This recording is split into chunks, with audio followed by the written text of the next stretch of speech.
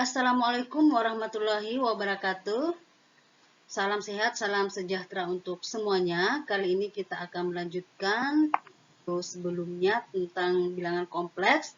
Dan kali ini kita akan membahas tentang penggunaan bilangan kompleks dalam persoalan fisika. Nah, pertama kita coba melihat bagaimana bilangan kompleks pada persoalan kinematika. Sebagaimana sistem koordinat kartesian dua dimensi, bidang kompleks dapat digunakan untuk mendeskripsikan gerak suatu benda.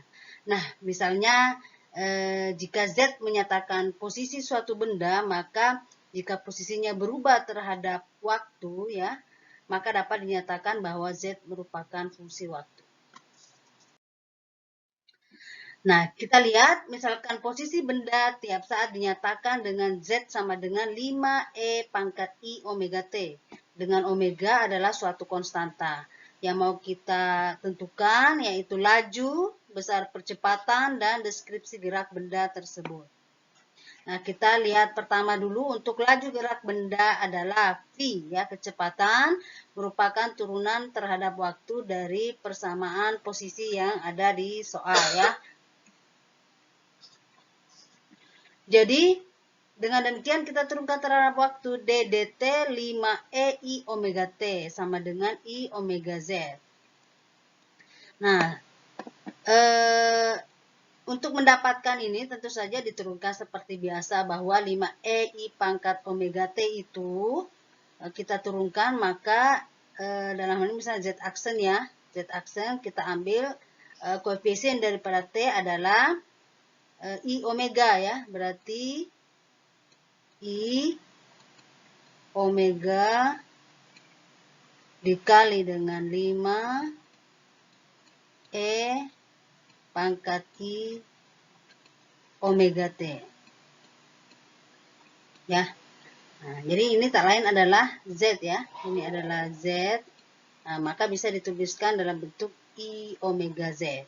Sehingga laju gerak benda dapat dinyatakan V sama dengan I omega Z.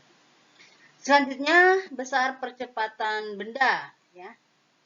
Jadi, A sama dengan dV dt atau turunan daripada kecepatan yang telah diperoleh di awal tadi. D dt 5I omega kuadrat E pangkat I omega T, ya. Jadi, karena ini diturunkan lagi, berarti koefisien T-nya juga diperkalikan ke depan menjadi Z, ya. Jadi Z aksen-aksen, ya, turunan keduanya dalam hal ini menjadi besaran percepatan gerak benda.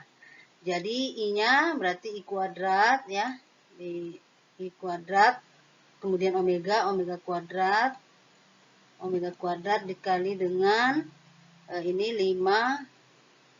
5E pangkat I omega T. 5I pangkat omega T. Nah, kita bisa lihat ini hasilnya minus omega kuadrat dikali dengan Z. Nah, ini kan tak lain adalah Z, ya. 5E I pangkat I omega T adalah Z. Nah, kita ganti untuk persamaan ini. Namun dari mana jadi minus? Nah, karena ada faktor I kuadrat, ya, sebagaimana kita tahu bahwa I kuadrat itu adalah min 1. Sehingga di sini menjadi min omega kuadrat dikali dengan Z. Nah, tampak bahwa dari percepatan gerak benda, ya, menyatakan bahwa percepatan gerak benda ini sama dengan suatu konstanta dikalikan dengan posisi benda, dan hal ini menyatakan suatu gerak harmoni. Nah, itu bilangan kompleks terkait persoalan kinematika. Nah, bagaimana jika kita melihat persoalan analisis rangkaian AC, ya. Jadi misalkan diberikan sebuah rangkaian RLC seri, yaitu 3 buah komponen, yaitu komponen kapasitor, komponen induktor, dan komponen resistor dirangkai secara seri, maka kita coba menganalisisnya dengan menggunakan bilangan kompleks. Nah, misalkan arus total mengalir pada rangkaian ini dinyatakan dengan bentuk fungsi harmonik I sama dengan I0 sinus omega T. Nah, berdasarkan hukum Ohm dapat dinyatakan ya pada komponen resistor ini bahwa VR sama dengan I dikali dengan R sebanding dengan kuat arus dikali dengan besar hambatannya. Hubungan antara tegangan P pada induktor L ya, PL di sini dengan kuat arus dinyatakan dengan PL sama dengan L besar induktor di sini, induktansi di sini dikali dengan DI dt.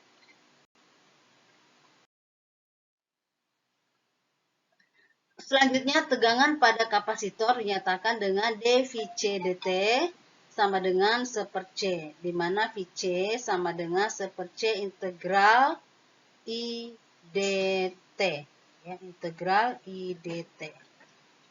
Vc-nya sama dengan integral I dt. Ya, ini aja yang dibuat dalam bentuk integral ya. Bentuk arus setiap saat tersebut bila dinyatakan dengan bilangan kompleks I sama dengan I0 sinus omega T sama dengan I0 E pangkat I omega T. Maka VR-nya kita tulis R kali I, di mana I-nya tadi adalah I0 E pangkat I0 kali E pangkat I omega T, oke, sama dengan RI. Kemudian tegangan pada induktor L sama dengan VL sama dengan LDI dt ya. LDI dt. Kemudian ini menjadi, maaf itu ada sama dengan harusnya ya di sini, sama dengan di sini. LDI dt sama dengan LD I-nya kita substitusi I0 E I omega T dt turunkan terhadap waktu. Nah, ketika diturunkan terhadap waktu dia menjadi I omega I0 ya, I0 E I omega T ya. Jadi ada I omega koefisien daripada pangkat eksponensial ini menjadi I omega LE. Selanjutnya untuk tegangan pada kapasitor ditunjukkan sebagai berikut bahwa Vc sama dengan 1/C integral I0 E pangkat I omega T dt. Ya, kita integralkan terhadap waktu menjadi 1/I omega C I0 E I pangkat omega T sama dengan 1/I omega C dikali I. Ya, di integral biasa aja ini ya.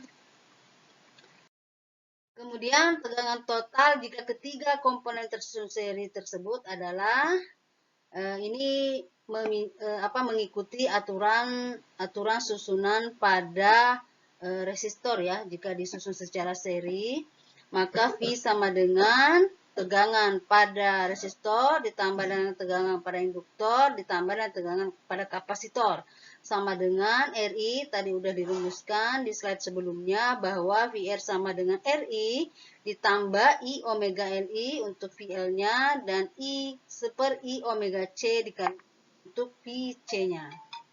Kita sederhanakan R tambah I, kita ya, ini sama-sama memiliki I ya, sama-sama memiliki imajiner, kita gabungkan, keluarkan I tinggal omega L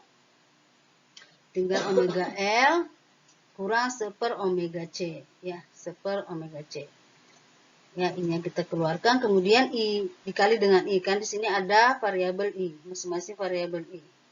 Sama dengan ZI ya, berarti ini sudah berbentuk formula X tambah YI ya, jadi Z ya, berarti Z. Ini sudah merupakan Z, tapi sebenarnya ini bukan I kecil ya, berarti ini harusnya Z dikali dengan I. Ya. Dengan Z sama dengan R tambah I omega L kurang 1/omega C. Ya kan? Dinamakan sebagai impedansi kompleks pada rangkaian RLC seri tadi. Hambatan efektif pada komponen induktor dinamakan reaktansi induktif XL ya. Jadi XL sama dengan VL per I.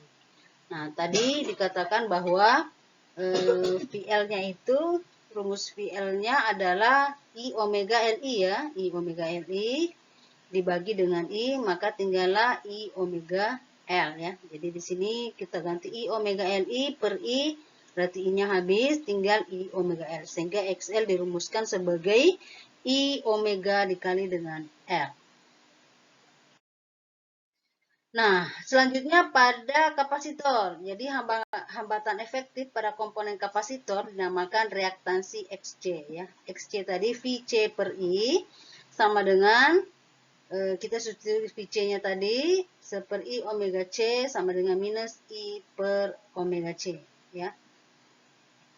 Jadi dengan substitusi nilai VC-nya.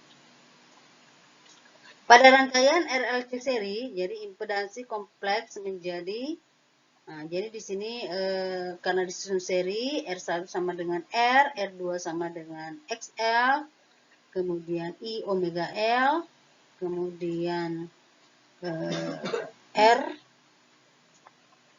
R3 sama dengan XC, sama dengan minus I per omega C, sehingga hambatan total dapat diungkapkan. Nah, ini mengikuti aturan resistansi pada resistor ya, total hambatan pada resistor ketika disusun seri. R1 tambah R2 tambah R3. Jadi R1-nya adalah R tadi, kemudian R2-nya adalah hambatan efektif pada induktor, dan R3-nya hambatan efektif terhadap pada kapasitor. Masukkan R tambah XL tambah XC sama dengan, masukkan R-nya, kemudian XL-nya I omega L, kemudian XC-nya minus I kali 1 per omega C. Kita sederhanakan bentuknya sama dengan R tambah I omega L kurang 1 per omega C ya. Jadi ini mengeluarkan I-nya saja.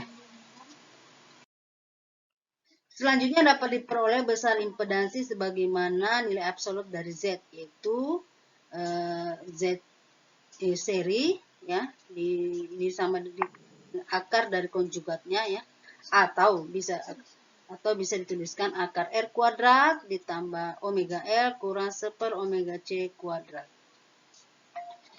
Nah, suatu kondisi dengan Z sepenuhnya real berarti bagian imajinernya sama dengan 0. Nah, ini dinamakan sebagai kondisi resonansi.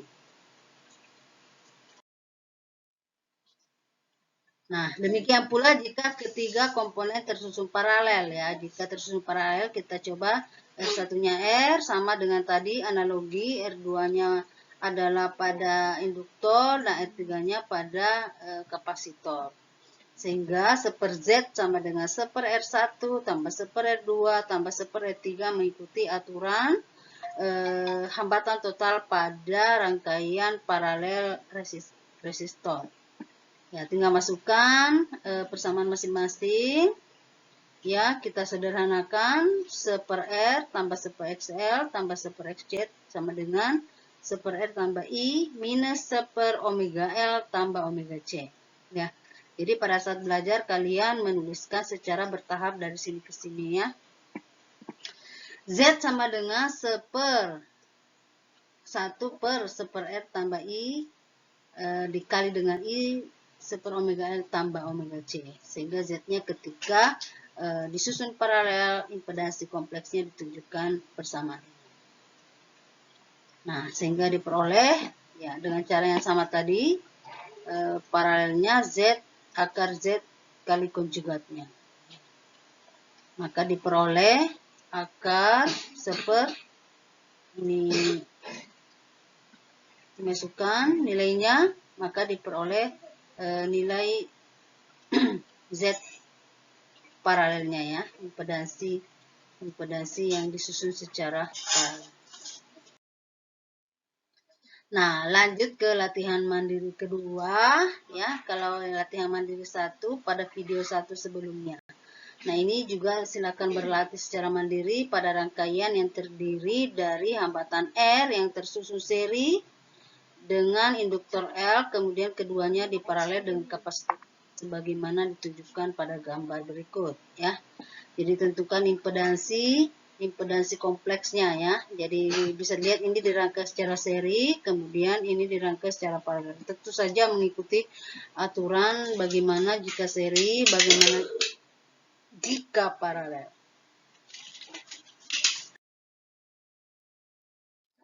Selanjutnya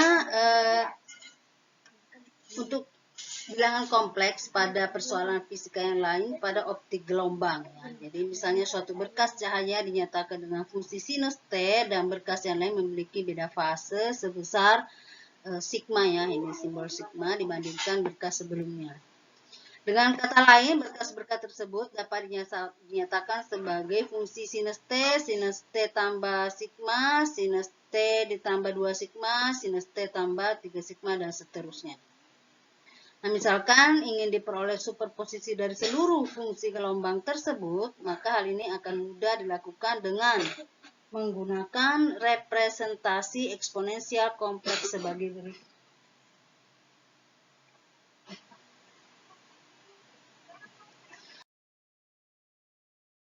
Nah, karena fungsi gelombang tersebut dinyatakan dalam bentuk fungsi sinus, dan fungsi sinus adalah bagian imajiner dari fungsi eksponensial kompleks ya, E pangkat IT. Ya, jika punya fungsi waktu. Maka artinya superposisi fungsi sinus tersebut dapat diperoleh dengan mengambil bagian imajiner dari deret berikut ya. Jadi E pangkat IT tambah E pangkat I1 tambah sigma ya, tambah E pangkat I kali 1 tambah 2 sigma tambah E pangkat I1 tambah 3 sigma, dan seterusnya. Dari tersebut juga dapat dituliskan dalam bentuk ya, jadi ini tuh dikeluarkan I pangkat IT-nya ya, ini jadi 1 ya. Jadi jika ini dikali dengan 1 ini masuk ya. Kemudian variabel I pangkat IT-nya dikeluarkan, maka yang di dalam menjadi 1 tambah E pangkat I sigma tambah E pangkat 2 I sigma tambah E pangkat 3 I sigma, dan seterusnya. Deret geometri suku awal A dan rasionya R mempunyai jumlah Sn dinyatakan dengan, ya ingat lagi tentang pelajaran deret di awal pertemuan. Sn sama dengan A dikali 1 kurang Rn dibagi dengan 1 kurang R. Dengan demikian jika terdapat N berkas gelombang, maka jumlah bagiannya adalah Sn, ya kita substitusi E pangkat IT 1 kurang E pangkat IN sigma dibagi dengan 1 kurang I pangkat sigma ya. Itu saja analogi dengan rumus umum deret geometri.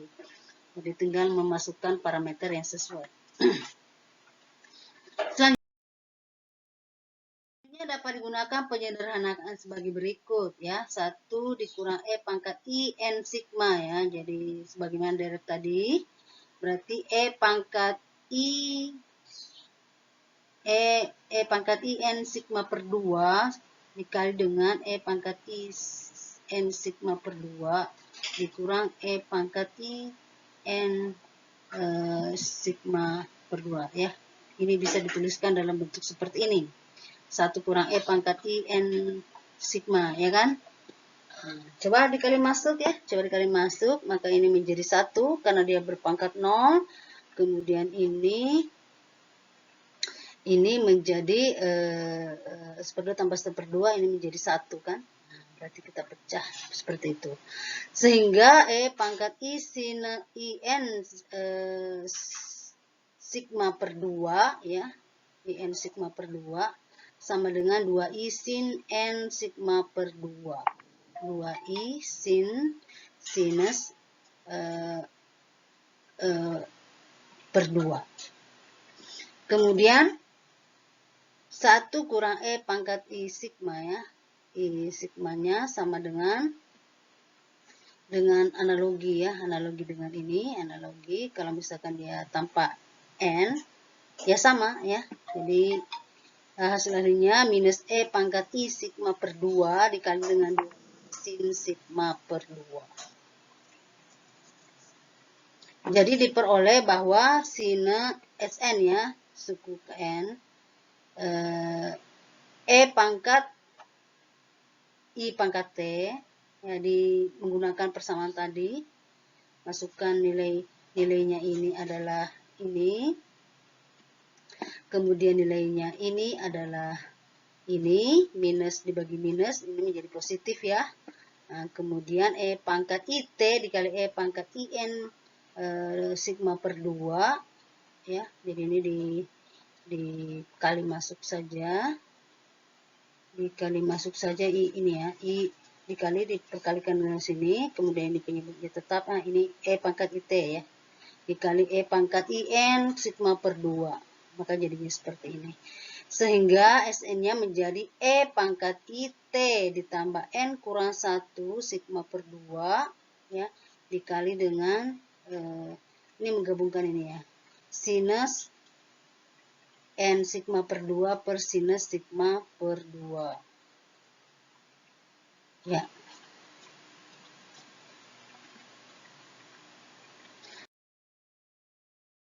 Selanjutnya, bila diambil bagian imajinernya, maka akan diperoleh hasil superposisi dari fungsi sinus tersebut di atas ya, yaitu sinus T ditambah N kurang 1 per 2 kali sigma, ini bagian imaginary saya diambil, dikali dengan sinus N sigma per 2 dibagi dengan sinus sigma per 2. Dari ketiga contoh penggunaan bilangan kompleks tersebut di atas, maka ya ini tadi ya persoalannya kinematika itu terkait mekanika, kemudian rangkaian terkait listrik dan optika gelombang. Nah, dapat terlihat bahwa representasi bilangan kompleks dari fungsi harmonik sinus ataupun kosinus akan membantu penyederhanaan berbagai kesulitan matematik dalam operasi aljabar fungsi harmonik. Oke, demikian yang bisa kita pelajari pada kesempatan ini terkait penggunaan bilangan kompleks dalam persoalan fisika. Jadi silakan dikerjakan tugas latihan mandiri keduanya ya di video ini, ditambah dengan tugas mandiri 1 di video sebelumnya, kemudian silakan dikumpulkan sesuai dengan perjanjian di grup pembelajaran kita di grup WA ya. Saya ucapkan terima kasih atas perhatiannya dan Assalamualaikum warahmatullahi wabarakatuh.